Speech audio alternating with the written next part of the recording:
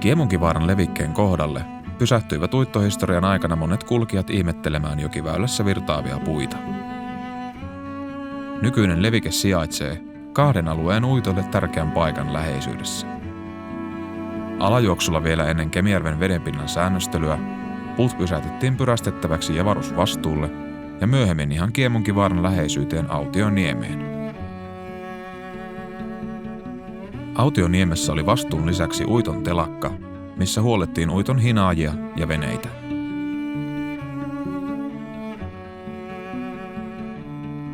Paikallinen venemestari Aleksanteri Autioniemi teki työuransa aikana omien arvioidensa mukaan noin 600–800 venettä. Tarkkaa lukua ei ole tiedossa. Hänen suunnittelema venemallinsa oli tuttu näky Kemijoella. Kemijärvellä asuttiin ensimmäiset 10 vuotta ja isällä oli kotipaikka, eli meidän mommilla oli siinä Saunavaaran kylällä ja siinä paljon kesät vietettiin. Ja sitten itse asiassa just aika lailla silloin, kun uitto loppui 91, niin muutettiin sitten sinne Saunavaaraan ja rakennettiin oma talo sinne. Siitä aina kuljettiin sitten tietenkin Kemijärven ja Pelkosenniemen väliä, niin siinä on jäänyt mieleen se telakka ja se yksi kuva, missä se isä ajoi sitä Porschea sinne proomun kyytiin, niin se proomukin taisi olla jossakin vaiheessa. Siitähän se taittiin ostaa siitä telakalta aluksi muistaakseni vuokrata. Ja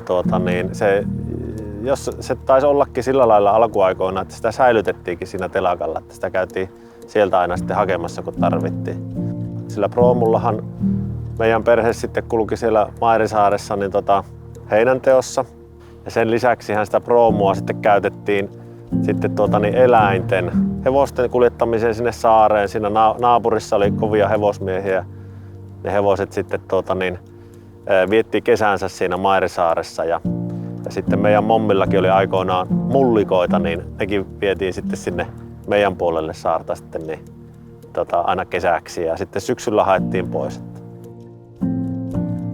Se ei varmaan ihan normaalioloissa ollut luvallista, että siihen sai sillä lailla mennä istumaan, mutta mä veikkaan, että siinä oli niin kuvauksellinen tilanne sitten, että saatettiin jopa ohjata, että siinä saa nyt istua ja sitten otettiin se kuvaa ja muistan tietenkin muuten niistä puista sen, että alkukesähän aina odotettiin, että milloin se vapautuu uimakelpoiseksi se joki siinä ja siitä meni tukkia.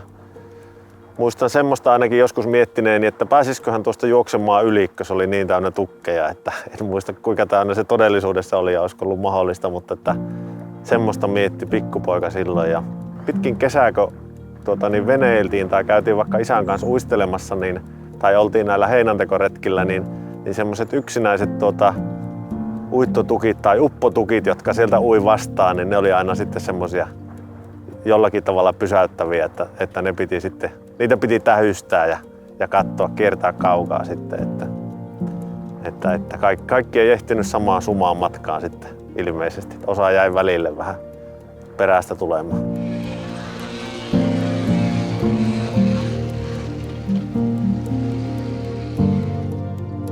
Kesä oli vuonna 1980, juhannuksen aika ja oltiin menossa Inariin Saarikosken lavalle juhannuksen viettoon. Se, miksi pysähyttiin tuohon, niin se on luonnonkaunis paikka ja siinä oli silloin semmoinen joven ylittävä tukkisuma, joka oli sinänsä kotikylästä tuttu näkymä minulle.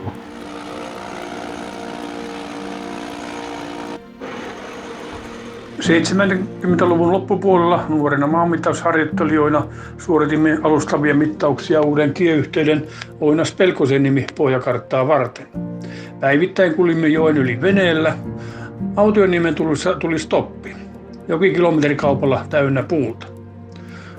Oli jostain kuullut, että uitolla on velvoite kuljettaa ihmiset yli suman aikaan. No ei muuta kuin uiton konttuuriin Autioniemessä. Paikalla sattui olemaan Kaipaisen Tauno, joka tuumasi, millä asialla pojat ovat. Esitimme syyn, millä asialla ollaan, ja tähän Tauno, nopeiten pääsette hipsuttelemalla yli. No me siihen kestääkö? Tauno tokaisi, vaikka junalla ajaisitte suma kestänä. Kestihän se.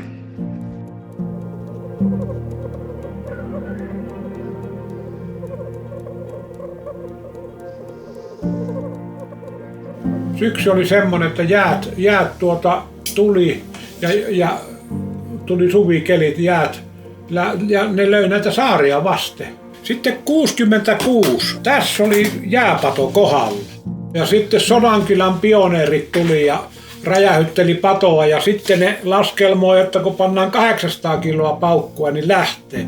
Kyllä pato kuule aukesi. Kauhia pilvi nousi taivaalle. Pato aukesi ja ikkuna tuli päätalosta jonkun verran sisään ja seinäkello oli seinällä, se on siellä vieläkin, niin se piti nostaa alas. Ja naapurilla oli, isän velillä oli puupinoja tuossa mettässä, hellapuita lyhyviä, niin kaatoi niitä pinojakin se ilmanpaine. Kiemunkivaara oli paikka, missä ohikulkijat saattavat helposti nähdä silloisten uittokausien eri vaiheet. Paikka oli myös uitolle itselleen merkittävä, ja onpa tässä paikalla järjestetty uiton juhliakin puhujan pönttööneen päivineen. Nykyisin tällä paikalla on enää ohikulkijoille nähtävänä vastarannalla seisovat 5 isoa betonikiinnikettä. Järeät kiinnikkeet olivat toiminnan edellytys puiden pysäyttämiseksi koko joen osalta.